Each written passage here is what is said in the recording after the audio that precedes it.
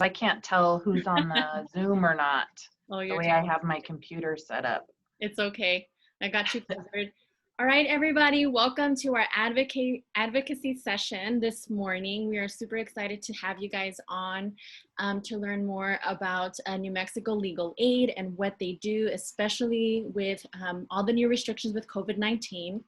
As you all know, this is a webinar, so if you guys have any questions and or concerns or anything that you want to ask Edna, please feel free to use the Q&A or the chat box. I will be taking care of that. And we are also sharing this live on Facebook.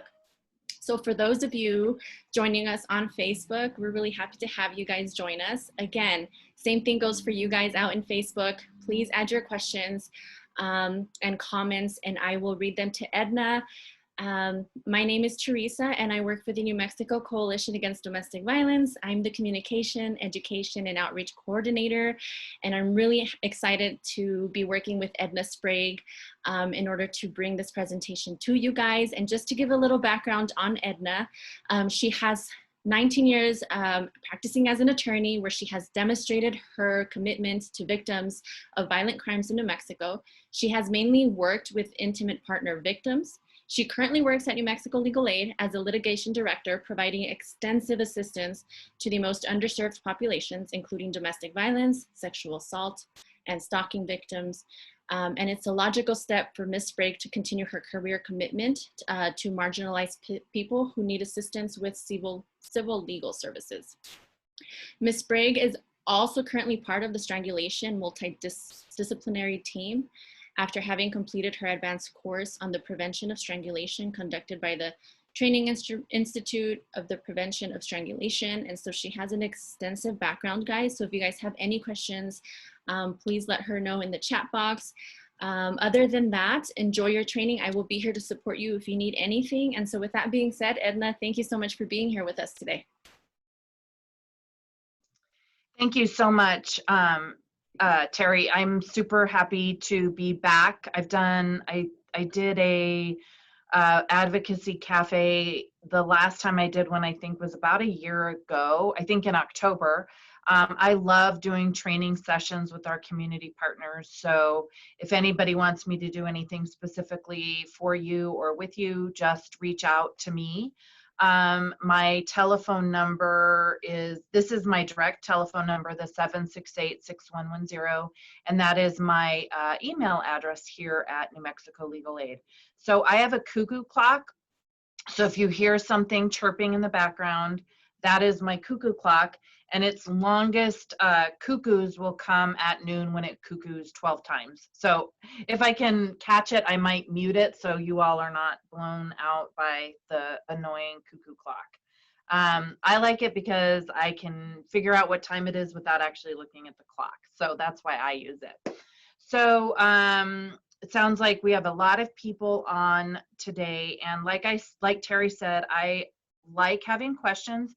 So if you have any questions or you don't understand something that I'm saying, or something pops into your head and you don't want to forget what it is, feel free. I think you can unmute yourselves. You can just shout it out or just write it in the chat box and Terry will convey it to me.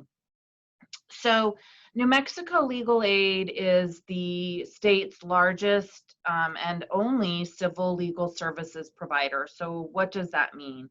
Civil legal services, we're talking about anything that is not criminal. So criminal defendants have, under federal law, under the United States Constitution, the right, an automatic right to a free attorney.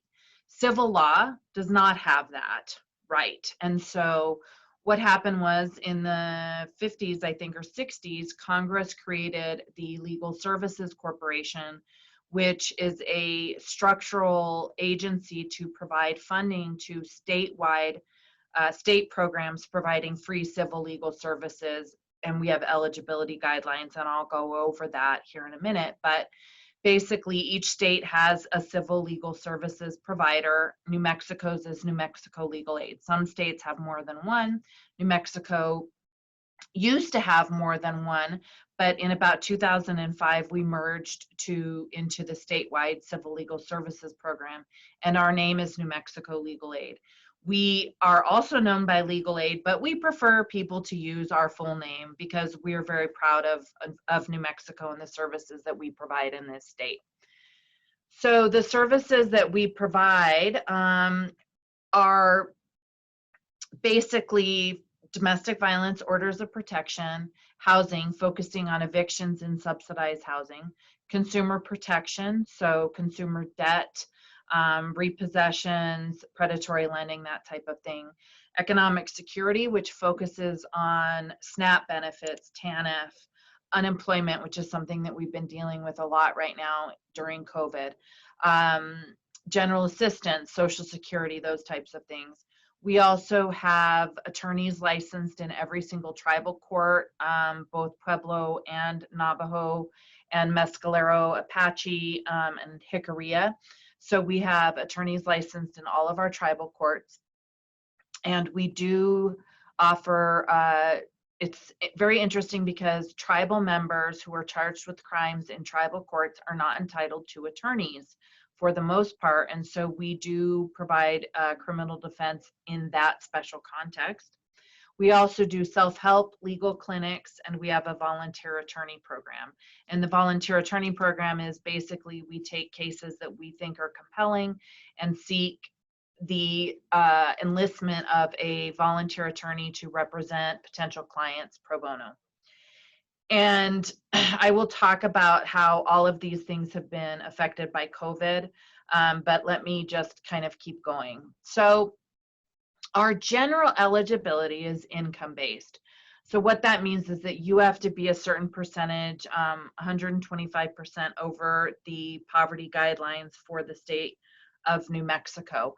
Some of our grants, so the majority of our domestic violence grants, do not have income guidelines. So you can be any income and still seek our services. Immigration status may be an issue. So for our domestic violence grants, you do not have to have a legal immigration status, but for the majority of our other programs, you do. So for housing example, you have to be a citizen or an LPR, or what we call eligible alien. I don't like to use the word alien, but because I don't think people are aliens, but that's the phrase that we use. We cannot have a conflict of interest. So a conflict of interest is, there's a variety of ethical rules that guide what conflicts are, but essentially we cannot have a conflict of interest. The attorneys always have the discretion to decide what cases they're going to take and what cases they are not going to take. So even if a potential client meets all of our other eligibility, the attorney can still decide not to assist that person. Probably the best example in the domestic violence context is if the applicant has filed for a petition for a domestic violence order of protection, but it alleges things that we don't think rise to the level of domestic violence. So to provide more context for that, lawyers tend to think of domestic violence as meeting the statutory definition of domestic violence, whereas in the advocacy world, in the shelters and victim advocate world, you guys tend to function more from the social work definition of domestic violence. And so somebody can be a really awful, unpleasant, abusive, verbally abusive type person, but not necessarily meet the statutory definition of domestic violence that would allow a New Mexico legal aid attorney to feel that that case was compelling enough to represent. So that is where attorney discretion comes into play in domestic violence cases. And then we also have a bunch of different special projects that all have eligibility requirements as well. And I'll go over those specialized projects. So how do you access our services? For anything other than domestic violence, so consumer protection, economic security, tribal courts, housing, you can call our 1-833 number, 545-4357, or you can apply online. It is very important to keep in mind that we are experiencing a backlog through that access point. So if you have clients that are saying that they've tried to contact legal aid and they're not getting a call back through that access point, please recognize that we're running about a week behind, so people are not going to be hearing back from us right away. In terms of domestic violence, we have the Domestic Violence Helpline, and I should give you the telephone number for that. The telephone number for the Domestic Violence Helpline is 877-974-3400. And let me see if I can put that.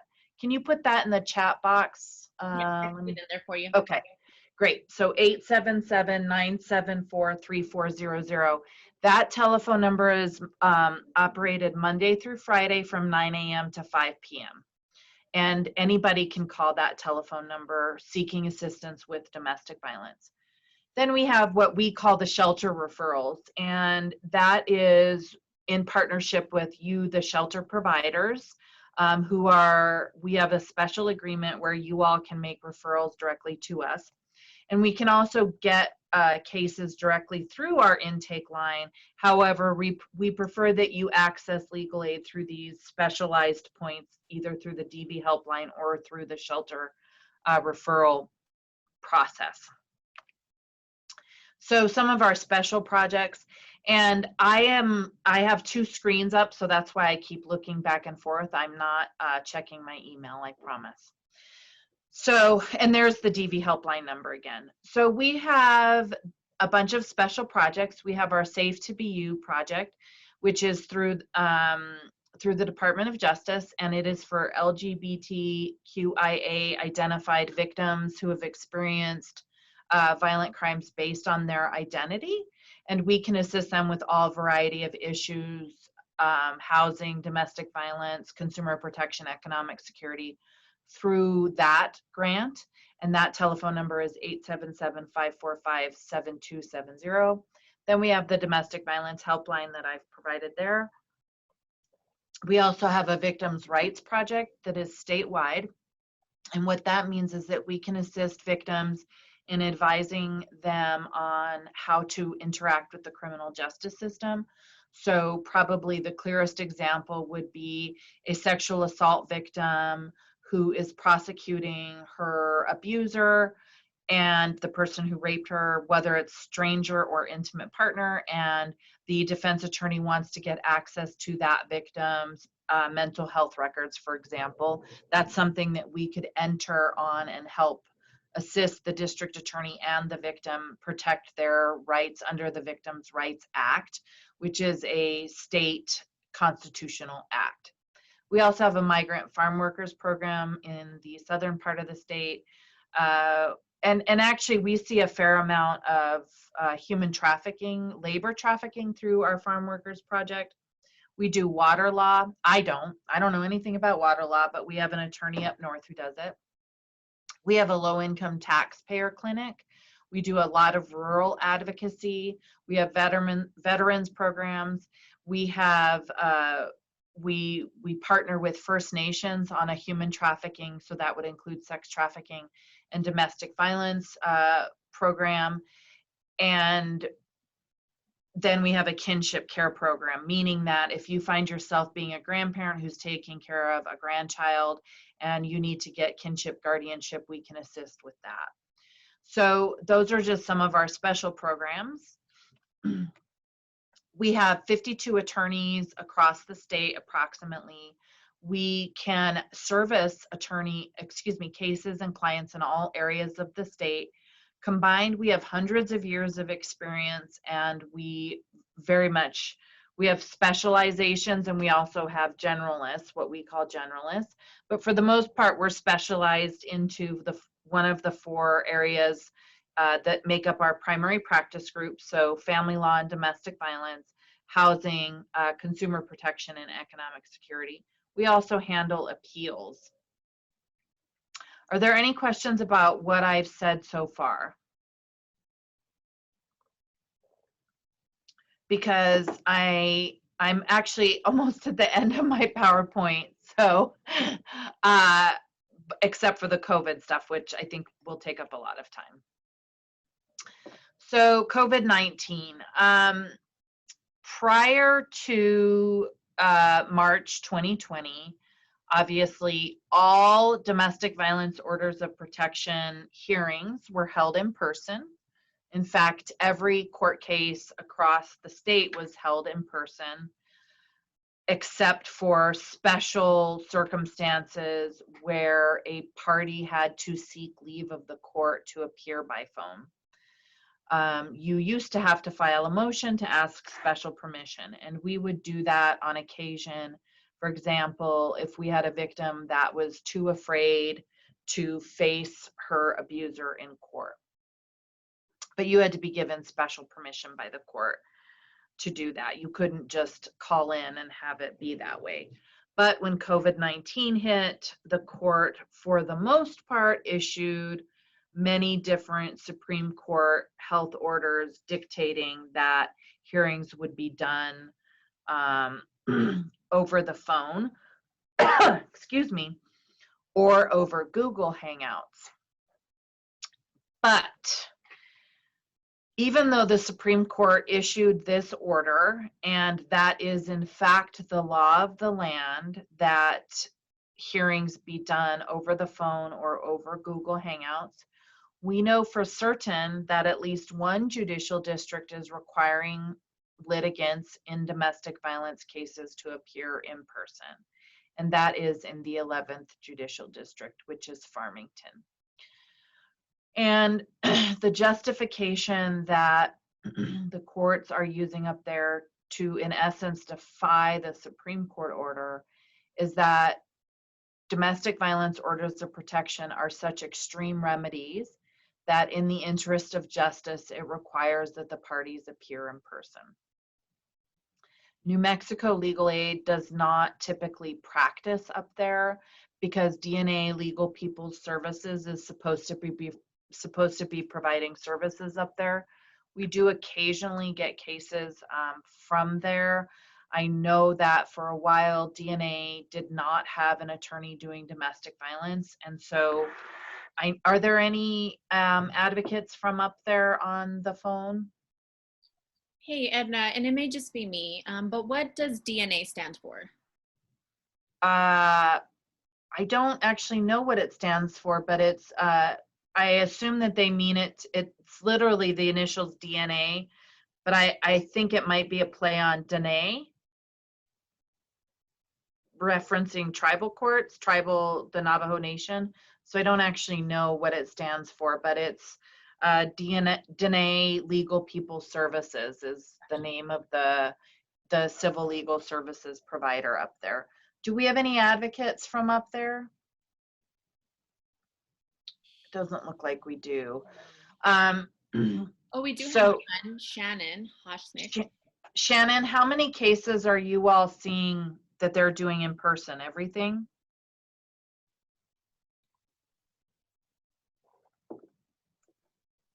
Is she able to unmute herself? Oh yeah, same. Normally referred to DNA. Yeah. And so I assume that they're probably seeing that that situation happening up there. So our position is that that is not valid pursuant to the court's public health order. And you know, that's a real challenge because I don't know that I honestly can't think of any attorney that would necessarily feel comfortable going into a public court house at this point. But it's important to keep in mind when you're dealing with these cases, whether as an advocate or as a pro se litigant, if you're trying to get a domestic violence order of protection, and pro se just means that you're representing yourself, you're proceeding without an attorney, that the judicial districts are doing things differently. So the majority of the courts, except for the 11th, are doing things virtually. But that does not mean that every court is doing them using Google Hangouts. Many courts are doing them simply by telephone. So for example, the 2nd Judicial District is only doing them by telephone. And my understanding of why that is because the there are so many different hearing officers that not all of the computer hardware is set up to manage videos. And because so many of the judges and the hearing officers are working from home, their home computers don't have cameras that would enable them to be observed by the litigants.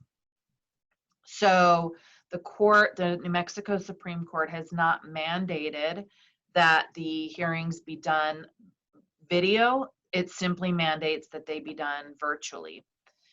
So this is important because it makes the issue of presenting evidence a little bit challenging, and I will talk about that in a second. But just keep in mind that each judicial district is doing things differently. And the idea here should be that any individual litigant or advocate could call their local judicial district to find out how they're doing it. Prior to logging on to this presentation, I was looking at the NM Court's website to see how easy it was to find everybody's different telephone numbers. And the website is not particularly user friendly. So please keep in mind that there does not seem to be one repository or one location on the web for you as a litigant or as an advocate to look up the court's telephone number to find out from them how they're doing things, whether they're doing hearings telephonically or over Google. One thing that is uniformly happening is that the Supreme Court issued a rule saying that in terms of evidence, the parties, whether they're represented by attorneys or not, need to provide to the court and to the opposing party all of the evidence, and it needs to be pre-marked. So pre-marked means it needs to have written on the bottom of the page that it says that it's Exhibit 1, for example. And this has created, as you can imagine, additional problems, right?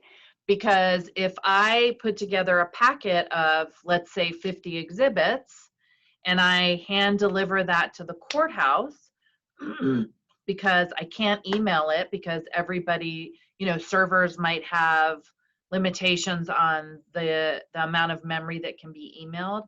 How is the hearing officer who's at home going to get access to that documentation or to that evidence? So this is why I don't like that people are not using Google Hangouts, because at least I feel comfortable enough with Google Hangouts or Zoom to present photographs, text messages, videos on Google Hangouts so that at least the person hearing the case can view that evidence. But I know that there have been hearings that have been conducted where the hearing officer or the judge doesn't even have the evidence in front of them, but they are taking the evidence based upon the representations of the attorneys. So that to me is problematic. Does anybody have any questions about that so far? So what I've been doing is I have been basically spamming the courts with my evidence. So I send it by CD, I hand deliver it, I email it, and I share it by Google Drive. And by Google Drive, because the Supreme Court has said that each court needs to set up an email address for people to send in pleadings and evidence. Okay, so that's all fine and good, but where do you find the email addresses? Well, much like trying to find the phone number for the court, I was not having any luck finding any email addresses for the court specifically for domestic violence cases other than the 2nd Judicial District. So the court rule says that the courts shall accept filings via email as well as fax by that they can accept those and evidence as well, but getting that actual contact information can be challenging. Maybe something that I should work on with the coalition is maybe putting that in one place, just creating like a call list that we could post on your website, Legal Aid's website, and maybe send out to all of the domestic violence providers so that you would at least have it in one place, because it's very difficult to find that information. So the main thing to remember when we're talking about exhibits is that you have to follow 48 hours. So if the hearing is at 1:30 on Friday, you need to provide all of your evidence by 1:30 on Wednesday. I have found that the courts are lenient about admitting evidence when they have reason to believe that you provided it within 48 hours. So even if the court cannot see it, if you can assert to the court that you provided it to the court and you provided it to the other party, it seems that the courts are being lenient about accepting that evidence. But it's, as people know, particularly with the use of technology with videos and text messages, sometimes cases don't sound horrible until you view the text messages, right? Or see the videos. And so we are definitely losing out on the consistent presentation of those types of evidence, which makes these cases very difficult. And I'll talk about the impact, the negative impact that I think that having these hearings done telephonically is having on victims in a second. I'm going to write myself a note on that so I don't forget it. So moving along, when you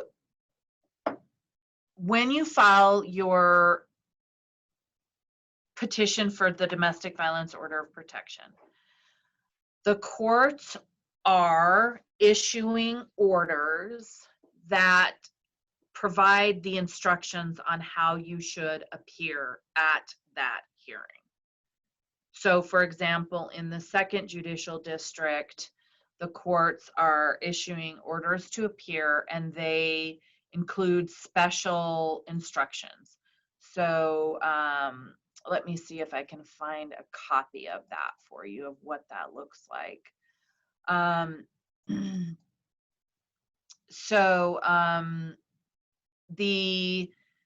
And in those documents should be the explanation for what number to call.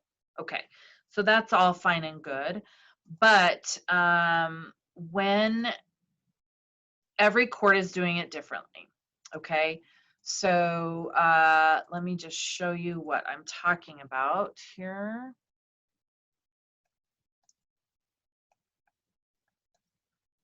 So can you guys see this this order? Yes. Can you see that, Terry? Okay. So so you can see that this order talks about, it's in English and Spanish, and it gives the telephone number. Okay, well, not every court is issuing them the same way, even within the same court. So for example, in the 2nd Judicial District, for domestic violence cases, the litigants have to check in, call in first, hang up, and then call back at a certain time. For family court, you call a conference line at a set time. So you have the conference line number before you call in, and you just call into that number at the appointed time. For DV court, you call their general reception number, check in, they give you the conference number that you are to call and direct you when to call in on that. And part of the reason why the 2nd Judicial District is doing it that way for DV cases is because if you don't call in on their general number, their 841-6737 number, if you don't call in and check in on that number, they're marking you as absent, and they are advising the hearing officers that you failed to appear.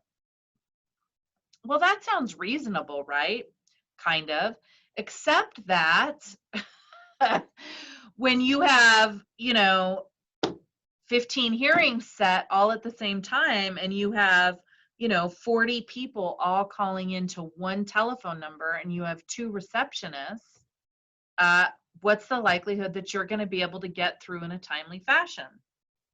Well, I can tell you right now that we've had many clients who have not been able to check in because they can't literally get through on that phone number. So what I want to say to you is, regardless of whatever the setup is for your specific judicial district, make sure that your clients understand what the calling in requirements are and have them start calling in a lot sooner than what the court order says. So for example, on the court order that I just showed you, it says to call in 10 minutes before. Well, if 50 people are all calling in 10 minutes before, what is the likelihood that 50 people are going to get through in 10 minutes? So what I tell my clients is to start calling in 20 or 30 minutes early and checking in, okay? So just make sure that your clients understand what the requirements are to check in. What we've had recently is we had a case where the other problem with calling in and checking in is that if a client is not able to get through and the call goes to voicemail, okay, the voicemail, at least in the second judicial district, is only in English, right? So if you don't speak English, how are you to even know or understand that you've reached the correct phone number and that you can leave a message to check in? You don't. So there are significant language access problems. New Mexico Legal Aid only just in the last month got the second judicial district to issue that order with the instructions on how to check in Spanish, just in the last month.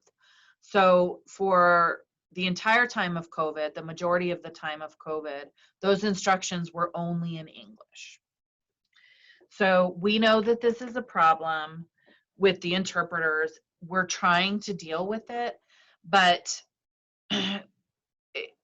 because I think that the courts put off dealing with the language access issues because they didn't expect COVID to last this long, right? So here we are, we're 9 months into it.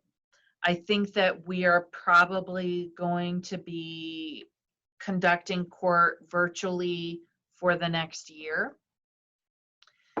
So my sincere hope is that the court will really start dealing with these interpreter issues because victims are suffering.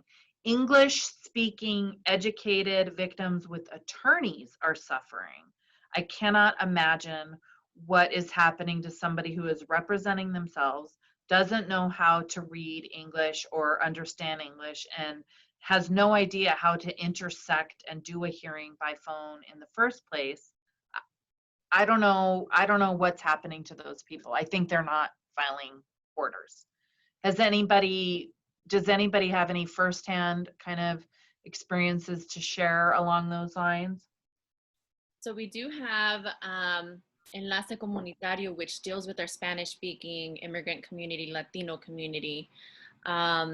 And so maybe if somebody is on our webinar that is from Enlace, we would love to hear from you. But definitely from what I know, Enlace definitely has advocates that can support survivors, with the interpretation, with representing them, and walking them through the whole process, which is, an amazing organization here in Albuquerque.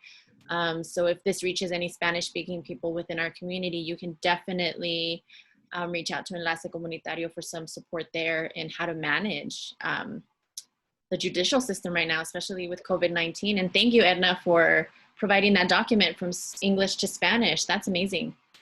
Yeah, so we had a situation where a Spanish-speaking client called, was not able to get through, didn't leave a message because she didn't understand the message. She finally got through 1 minute past her hearing time, and the court had already dismissed the order of protection petition. And she was represented.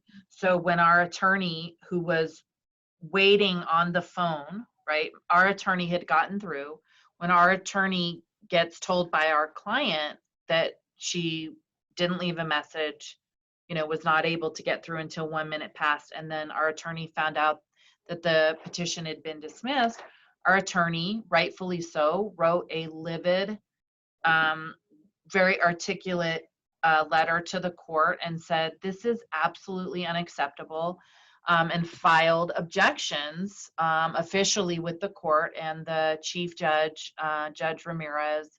Then they all hustled and started getting the documents into Spanish. Now, you know, the second judicial district is lucky because the domestic violence clerks, I think 2 or 3 of them speak Spanish, which is great. But if you don't ever even get through to them, it's irrelevant, right? So, I mean, and having those documents in any other language is not happening at all, I don't think. We do know that through Asian Family Services, they have had victims write out the petition narrative portion in their language, whether, I think in this case it was Japanese, so in their first language, write out the facts of the domestic violence. And then when you send it in, I know that each court does have access to interpreter services, and they will send those the narratives written in that language. There's no requirement that the narrative be written in English, okay? So that's good. So if you have a situation where you're really struggling with interpreter services, have your client write a narrative in their language, send it into the court, and the court will take care of getting it translated. Something is better than nothing, right? But just keep in mind that the language access services and interpreter services are, to be frank, a total shit show. And I think the court would probably agree with me on that. You know, we are all doing our best with COVID, right? I think we're all exhausted. And so just, in my opinion, more is better. So just talk to as many people as you can, get as much information as you can.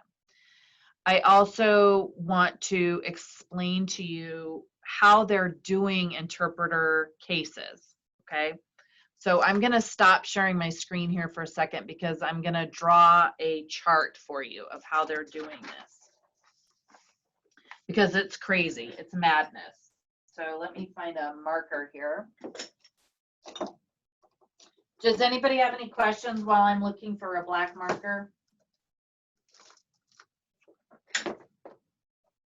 No questions? It doesn't seem like there's any in the chat as of current. Well, that either means I'm doing a really good job or you guys are all absolutely sound asleep. Okay. So this is how they're doing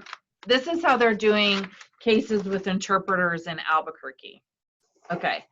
So here's the hearing officer or the judge.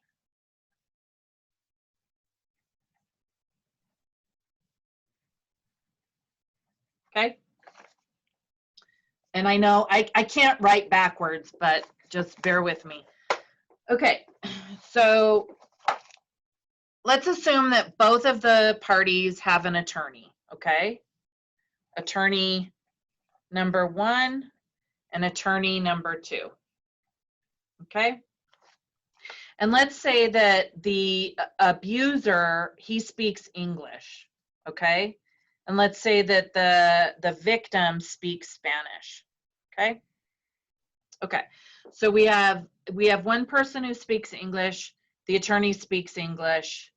I do speak Spanish, but let's say for the sake of this argument, I don't speak Spanish, and I have my client who only speaks Spanish. Okay, so normally what the court would do is we would all be in the same room. The interpreter would be in the room with us. Our client, the Spanish-speaking client, would get a headset, and the interpreter would do what we call simultaneous interpretation, which means as I'm talking, she's talking, the interpreter's talking.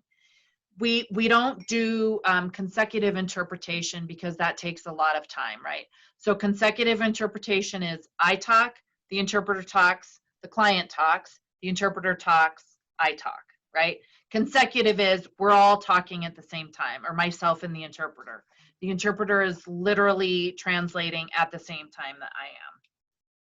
The courts don't like consecutive interpretation because it takes forever, okay? And they don't want to give up consecutive interpretation because of COVID, right? They want to maintain the consecutive interpretation, concurrent interpretation. So what they're doing, okay? So remember that unless I have my client in my office, she's on the phone, okay? So what they're doing is they're bringing the interpreter into the courtroom with the judge. And this is only if the judge is in the courthouse, okay? So if the judge or hearing officer is in the courtroom, they bring the interpreter into the courtroom with the judge, okay? So the judge can hear the interpreter, and the interpreter calls the non-English speaking party on their cell phone, okay? So they call my client. So my client has not called into the conference line. My client is on the phone with the interpreter, okay? So who can hear the client? Can I hear the client? No. Can the judge hear the client? No. The only person who can hear the client is the interpreter, okay? I can't talk to my client because I don't speak Spanish, and even if I did speak Spanish, she's not in the room with me, and I don't have a telephone connection to her because she's sitting with her pay-as-you-go Obama phone in the shelter. There's no way for me to communicate with my client about what's happening. The judge can't hear the client, only the interpreter can hear the client. So is the judge able to hear my client crying? No. Is she able to hear my client's inflection? No. And interpreters, they're great, but they don't interpret the emotion, right, necessarily. So the judge can't hear my client, and I can't hear my client. This is a freaking disaster, okay? And this is how they're doing interpretation services. And if you add in, you know, if you add in that let's say that the opposing party doesn't have an attorney and they speak Spanish too, you have a situation where the court can hear the one Spanish speaker who doesn't have an attorney because that person is right there with the interpreter, but the court can't hear my client, right? So in many cases, New Mexico Legal Aid has taken the position that a Spanish-speaking client is going to be better off without an attorney. Wow. Okay, because they're going to have a direct line, because the judge will put the Spanish-speaking client on a speakerphone with the interpreter, be able to loop them all in. So if you get a case that has horrendous facts and legal aid is saying we're not going to represent, it's because we've decided that the client is it's more important for the court to hear directly from the client than from us. How crazy is that? Wow. Crazy. Well, doesn't, and this is a question just on my behalf, like Google Meets, does it not have closed caption like Zoom does? To where they're not doing Google Meets. You're not doing Google Meets, you're calling in. You're calling in. Correct.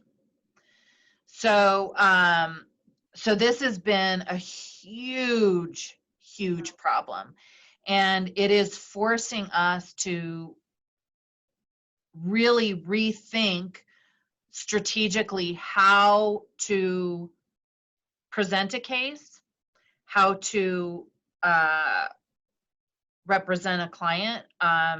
You know, I find myself pushing clients to stipulate to orders of protection much more than I would, because I am too afraid of losing a hearing under these types of interpretation circumstances. I can think of a couple of cases just off the top of my head where I encourage the clients to enter into a stipulation because, and the thing is that I think everybody would probably agree that we're all exhausted, just generally, right? And like those of us who are homeschooling our kids or are working from home, like Terry and I were talking before we went live about, like, I work from my office because I have a 3-year-old, dogs, cats, and like if I were working from home, somebody would be barking, puking, meowing, pooping, it just increases the level of stress, right? So our baseline tolerance for stress is much lower because we don't have the reserves.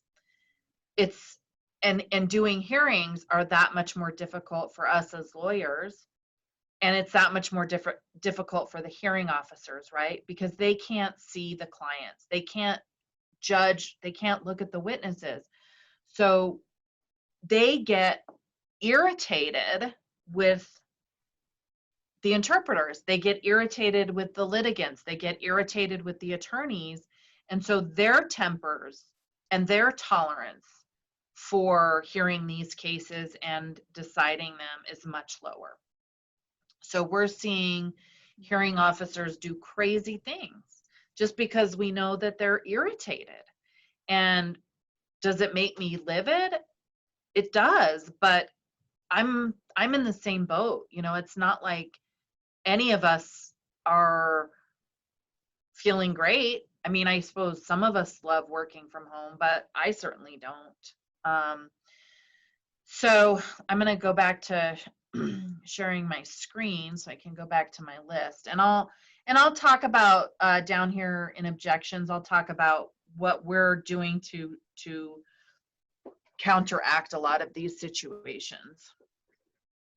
But that's kind of the landscape for language accessibility. Most courts, in fact, the Supreme Court rule says that every court should have a mechanism for accepting domestic violence petitions via email or fax. But again, the only one I was able to find easily online was for the 2nd Judicial District. So what that means is that your client can, and you know, again, this presumes that they have access to a computer. It presumes that they have email. It presumes that they have access to a fax machine. It presumes that they are able to fill out the paperwork online. They are still accepting them in person. So for that client who has absolutely zero technology, and there are ones out there, trust me, they are still accepting stuff in person. So are there any questions on that? Moving on to hearing protocols. So lawyers love to argue, and we like to interrupt each other and object and, you know, get in there, right? But the normal courtroom protocols are not present when you're doing hearings over the phone. So let me give you an example. If I were in court and I vehemently objected to something that the other party was saying, I would stand up to signal to the court that I have something to say. And I would do that without speaking because it's rude to interrupt the other party, right? Well, when you're doing everything over the phone, the court can't read those cues. So it becomes that much more important that you not interrupt, disagree, argue, speak when you are not being spoken to. So what I tell my clients, because remember that these hearings are being conducted where I'm not typically in the same room as my client. So I don't even have the ability to have my client sit next to me and write me a note that says, that is a lie. This text message shows that what he's saying is not true. Okay. So it becomes even more important to really listen to your attorney. Only speak when you are directly being asked to speak. So for example, if I am the attorney, I will say, Miss So-and-so, I'm going to ask you some questions now. What happened on X and such date? Judge will only address the person. Miss So-and-so, what do you have to say about what? Don't interrupt. And if you need to say something, first say, if you're representing yourself, don't just blurt stuff out. Just say, may I speak, Your Honor, so that you're giving the court the cue that you need to say something. But it is even more imperative that you listen to what your attorney is directing you to do, or that you listen very carefully to the court. Another problem that we're having is service of process. So under the statute, the Family Violence Protection Act says that it shall not be a burden on domestic violence victims to serve respondents with the paperwork. And it's a financial burden. And this is why sheriff's departments serve offenders or respondents for free. Well, one of the things that is happening is at least in Bernalillo County, the sheriff's department is not interested in going out and looking for people. So we have seen a significant uptick in the need of our private process server paying him to go out and locate offenders. So that's created an additional financial burden on New Mexico legal aid. And that burden is even more marked if somebody is representing themselves pro se in a case. Ways that we've worked around this, we've asked, so the statute requires personal service on somebody. So there really is no way around this. Bernalillo County Sheriff's Department has seemed to have started calling, which is ridiculous to me, but calling offenders and saying, hey, Joe Schmo, your girlfriend, your ex-girlfriend filed an order of protection against you, and I need to meet you at, 7-Eleven to give you this paperwork. Well, you can imagine what Joe Schmo is saying, right? He's like, I'm not showing up to get that paperwork. And so then we're going to court, and the courts are saying, that's not good enough. That's not service. I'm not going to issue a default order of protection. So we recognize that there has been an increased burden on victims. However, we have not gotten any guidance from the New Mexico Supreme Court about how to alleviate this burden. And again, I think part of the problem is that the courts did not think that COVID would last this long and thought that we would be back to business as usual, which we're not. So we are trying on the back end to figure out the service of process issue. The service of process issue becomes even more marked when you get somebody served, they show up telephonically to the hearing date, but for some reason the hearing date gets rescheduled. What then? So in pre-COVID times, if I show up as the victim to court and my abuser shows up as the respondent to court in person, and the hearing gets reset, the domestic violence clerks fill out all of the paperwork, including the new temporary order of protection with the new court date and the new order to appear court date, and they give it to him and to me, and they note in their file that they personally served both of us with the paperwork, so that if he doesn't show up the next time, the court knows that he was in fact served and he had notice, and they can issue the default order of protection. So what happens when you appear over the phone?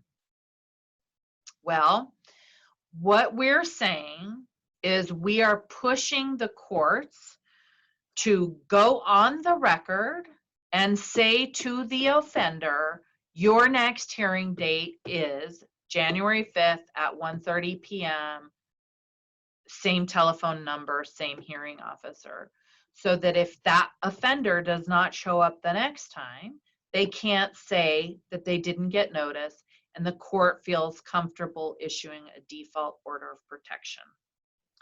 Does anybody have any questions on that? Because I really want to make sure that people understand what I'm saying.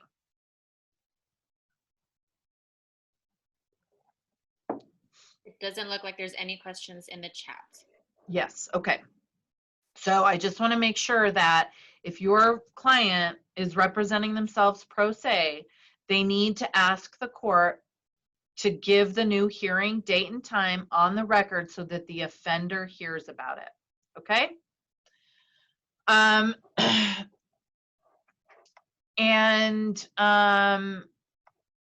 The service of process issue, again, is a problem. It's been a problem. One thing too is to let the court know if the offender is in custody. So typically for most courts across the state, they would send out, they would check the in custody list from the jail, and they would send over a transportation list to the court, to the jail, and the jail would round up those people and transport them from MDC to the courthouse, hold them at the courthouse all day, bring them up and down to all of their various courtrooms, and take them back to the jail.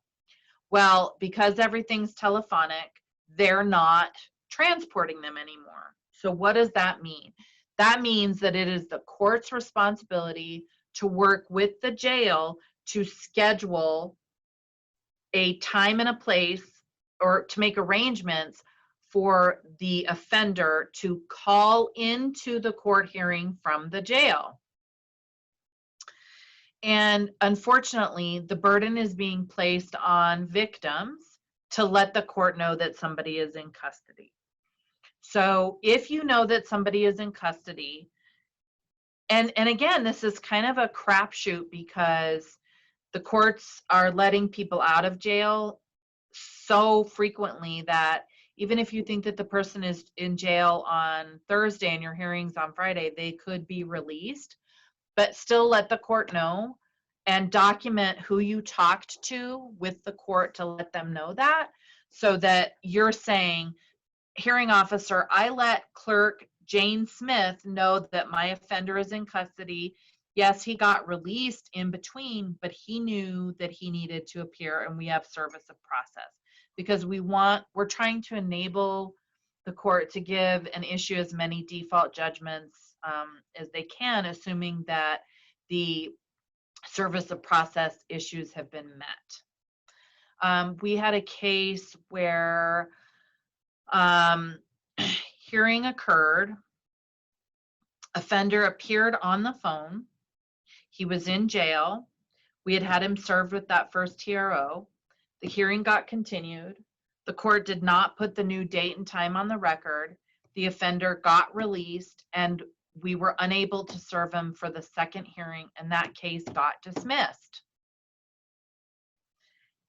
And that sucks for victims, okay, because we were not able to locate that person. We were not able to get the cops to go out and try and look for that person. So this is why, and I hate saying this because it should not, the burden should not be on the victims, but this is the reality of COVID right now. is that it is on the victim to provide that information. Now, New Mexico legal aid, as many of you know, you can file objections to domestic violence orders of protection, and legal aid is doing that when we are identifying these procedural problems, because our hope is that we're pushing the courts on the whole to start addressing these issues as much as they can. But the problem with that is that, for example, if I want to change something in the law from the statute, I have to go to the legislature to change that. So the New Mexico Supreme Court cannot issue a rule that says, oh, the requirement in the statute that says that an offender be personally served with an order of protection, we're going to waive that during COVID. The New Mexico Supreme Court can't do that. So they can say that the courts have to accept documents by filing, because that's a rule of procedure, and that's the purview of the there's my cuckoo clock. Hold on, I'm going to mute myself.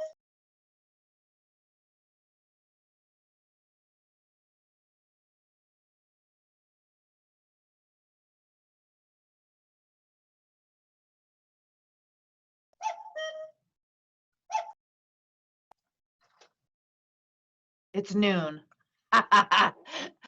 Sorry. So part of the reason why the New Mexico Supreme Court is not able to take some action is because they can't. It has to be the legislature, and the service of process is one of those issues. So what we're doing is, when we're identifying these procedural problems, we are filing objections and pushing the court to do whatever it is that they can do within their authority. They don't have the authority to say that orders of protection don't need to be personally served, but they do have the authority to put the next hearing date and time on the record, right? So we're pushing them to do all of that stuff. And if you run into a situation that you find particularly egregious, even if you're finding out about it after the fact, you can email me and say, Edna, holy crap, this happened in Las Cruces. Can you believe they did this? Let me know about it, and we can consider looking at ways to remedy that for the victim. Let me just explain to you what dismissals with prejudice and without prejudice means. So we had this happen where a court here in Albuquerque dismissed a domestic violence petition with prejudice because our victim, we were unable to get the offender served. We have filed objections on that case because we think that that is unconscionable. So when you dismiss a case with prejudice, it means that you never get to go back and raise that issue again. When a case gets dismissed without prejudice, it means that nobody has adjudicated the facts of the case, and we are reserving the issue for a later time, okay? So in criminal cases, they do that frequently if they need to do more investigation, and they can still file within the statute of limitations. In restraining order cases, there are not officially statutes of limitations, but typically, and I've been doing this a long time, I've never seen a case dismissed with prejudice for failure to serve somebody. So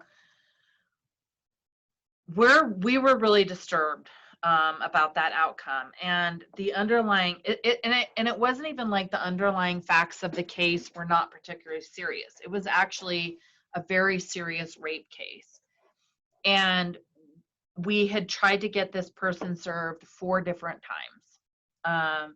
And in Albuquerque, it is pretty common that the court will give you 3 times to try and get somebody served, and then on the 4th time we'll dismiss it without prejudice, which means if the guy gets arrested, you can serve him, refile, case goes forward. In this circumstance, they dismissed it with prejudice. I hope that that was a mistake on the commissioner's, it was a mistake that the commissioner made and not a sign of things to come, because it is unconscionable to me that the courts would put the burden on victims to serve these guys and not give victims the option to use law enforcement for free the way that the statute contemplates, and then punish the victim for this guy's ability to evade service, right? That to me is despicable. So our hope is that this was an anomaly and a mistake on behalf of the hearing officer, and that we'll get that overturned. But if you guys are hearing stuff like that, let us know. Okay. See, I managed to make 5 slides last an hour. Yay me. Does anybody have any questions or wants to tell me about something that they're experiencing, and I can try and address it, or have had things that have been, we have the pending eviction moratorium is about to end. I don't know anything about housing, but I can probably talk to you a little bit about that if you want to know about that. Questions about unemployment benefits that are also coming to an end. Anything along those lines, or COVID issues that you're seeing that you want me to be aware of. And if you can, can you talk about housing? Tiffany, do you mind if I place you on the video so maybe you could ask your question, if that's okay with you? Perfect. Thank you, Tiffany. All right, here we go. Okay, you should be getting a notice. Perfect. Tiffany. Hi. So what is your specific question? I'll see if I can answer. Okay. Coalition to stop violence against women. You're a little staticky. Can you hear me a little bit better? Hello? I think I heard you say, hold on. Yeah. I'm so sorry. Can you hear me? Sort of. Oh no. Okay. I'll do my best. So I work for the Coalition to Stop Violence Against Native Women. I have reached out to New Mexico Legal Aid very recently to see what resources are available for individuals, specifically survivors. So from what I understood, you said that, well, Tiffany Hidon works for the Coalition to Stop Violence Against Native Women here in Albuquerque. And so what I understood, she reached out to New Mexico Legal Aid. Maybe if it's still staticky, you might want to put it in the chat box. That it would be better for you to come on. If anybody else has any questions, as Tiffany places her, it's okay, Tiffany, her question in the chat, you guys are more than welcome to ask Edna. Are there updates for housing? No. I mean, the short answer is no. We know that Congress is supposedly going to be trying to come up with something this week. The CDC federal moratorium expires at the end of the year. The New Mexico Supreme Court moratorium, it's not a real moratorium, does not expire. So how those two things, and our attorneys have taken the position that the New Mexico Supreme Court moratorium is not a moratorium at all, and that landlords can still seek evictions, right? What it stops is the execution of the evictions.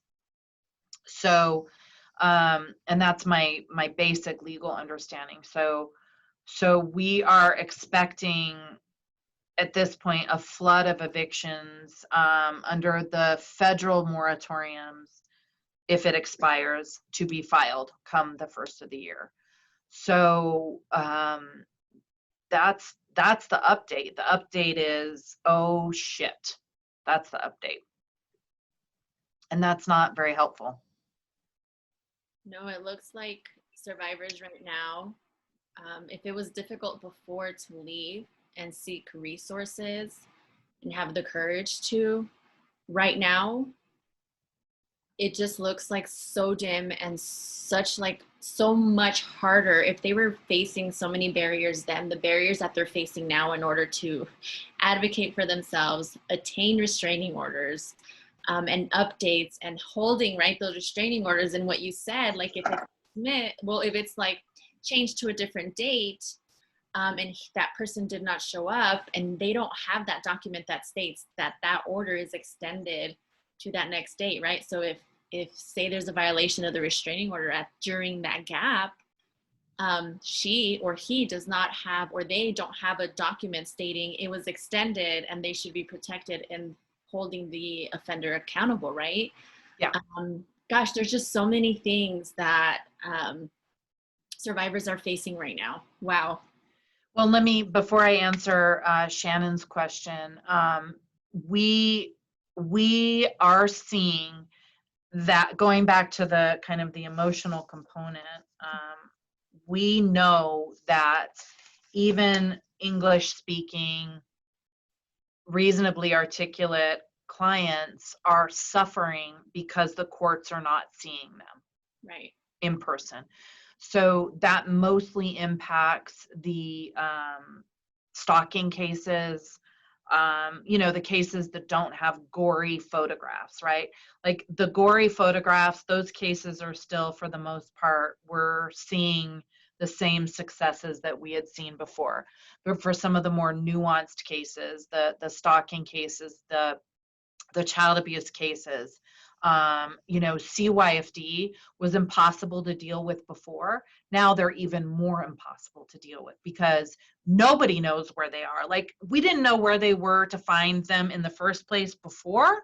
Now, I don't know how you find a CYFD person. So we are seeing a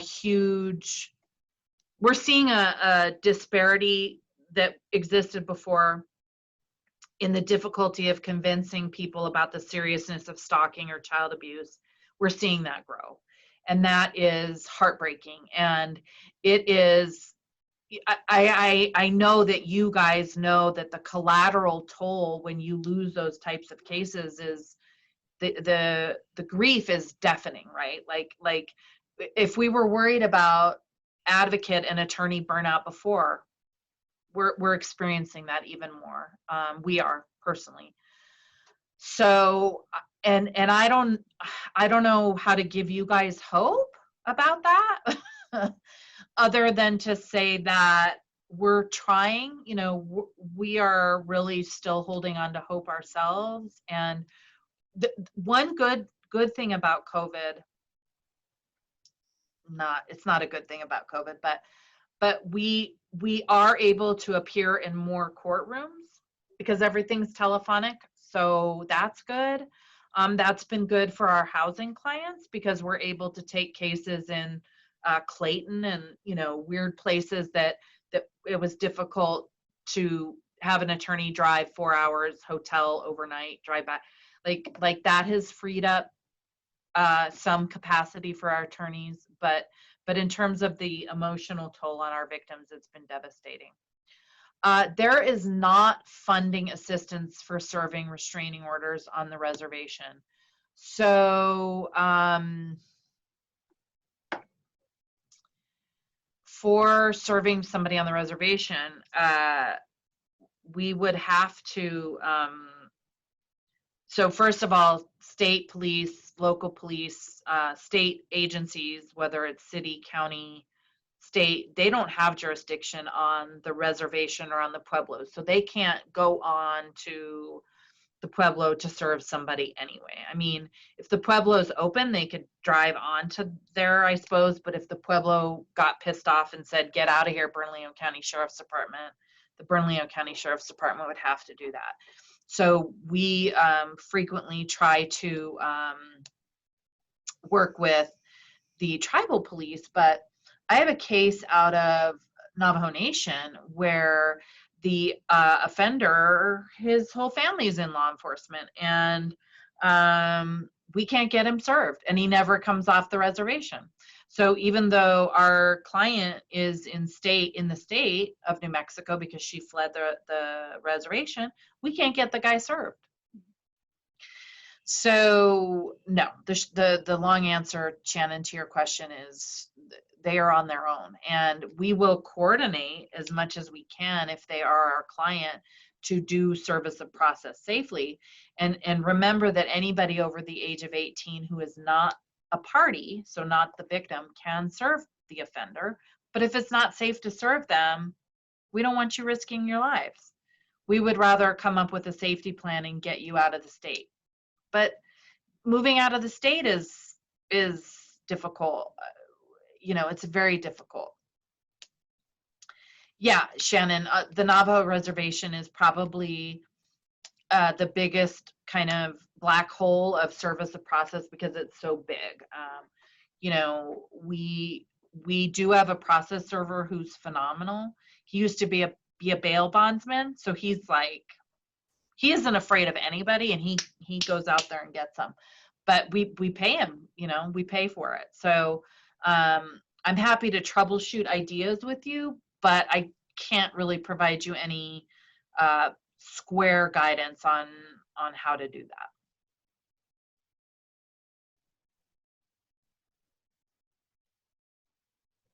that. So Leanne says that she's rarely seen anyone at the Pueblos pissed off about somebody going onto their lands.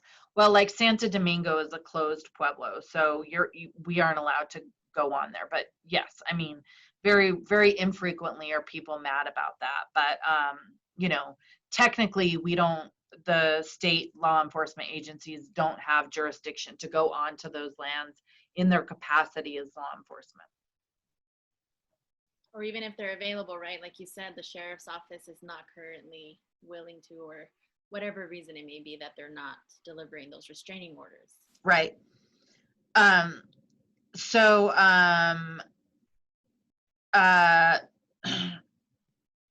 she, Leanne, you're saying that the local law enforcement, oh yeah, no. The tribes don't get pissed off and threaten people. That's not what I mean. I was just using that as a form of speech. Yeah, no, I mean, the tribes have the sovereignty to do that. Absolutely. And they should, if they want. I mean, I have no problem with that. There is no funding for process servers for tribal lands. We do have, I think we had somebody who would serve on the Navajo Nation and Zuni, but I think that person is not working right now because of COVID. So we did have resources that would go out to some of the more remote locations, but we don't currently have anybody who's really doing that with any kind of frequency. I was going to say something else, but I had forgotten. But are there any other questions? Doesn't look like there is. I hope that this was helpful. If you need help, you know, really, I'll do my best to respond to you by email. Email is probably the best way to get a hold of me. If you hear of something that seems funky, please let me know. We're all kind of troubleshooting this and you know, doing the best that we can with COVID. And it's, you know, obviously it's really significantly impacting our tribal communities. And I really, in fact, what was I listening to?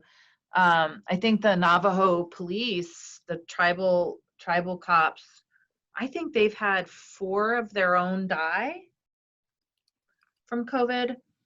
So, you know, what the resources that people did have, what, you know, to the extent that tribal police were working, like on the Navajo Nation, and I don't mean going to work, I mean to the extent that they were able to provide services or links to the outside world, you know, they've had their own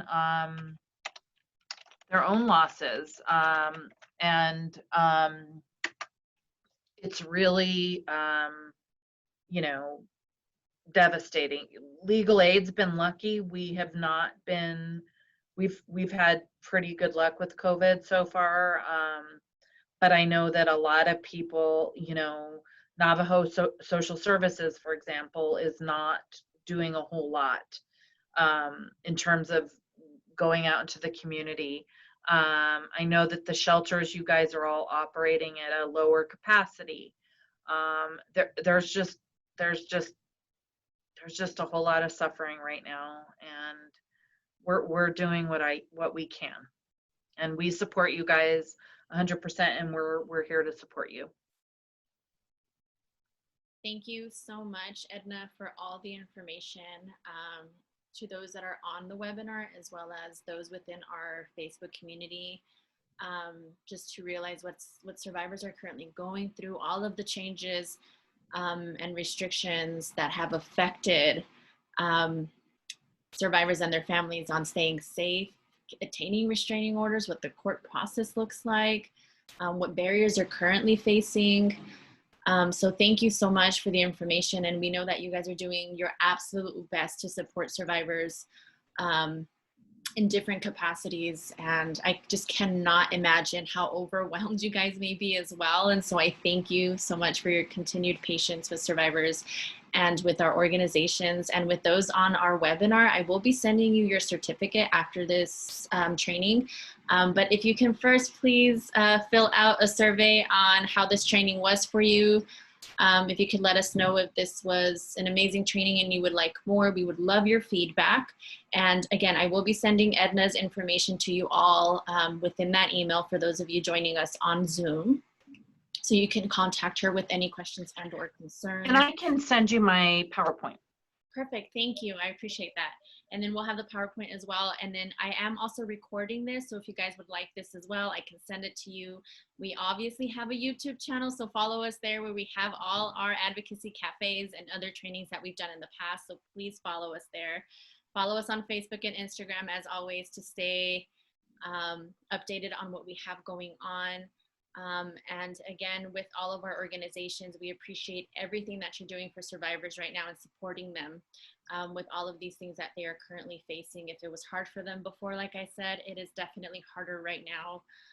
And so we appreciate you and we value you, and always make sure to take time for yourself to decompress and enjoy your family. And please, if home is the safe place, please stay home, wear your masks. But if it is not a safe place, please call our hotline at 1-855-799-7233. You can also search for us at the New Mexico NMCADV.org. That is our website where you will find a list of our organizations, including New Mexico Legal Aid, if you would like to contact them. But other than that, if you guys don't have any more questions, we thank you for joining us. Thank you, Edna, for being here. Thank you. My pleasure. And please stay safe, take care of each other, be kind, be nice to the grocery person who's bringing out your groceries, because they're like 16-year-olds. Yeah. We're all hurting. We all could use some kindness. Absolutely. Especially and eat the cookie. Eat the cookies. Eat the cookies. Especially during the holidays, and yeah. Eat the cookies. And definitely kindness goes a long way. You never know what anybody or what everybody's going through. We don't know. And so with that being said, thanks guys.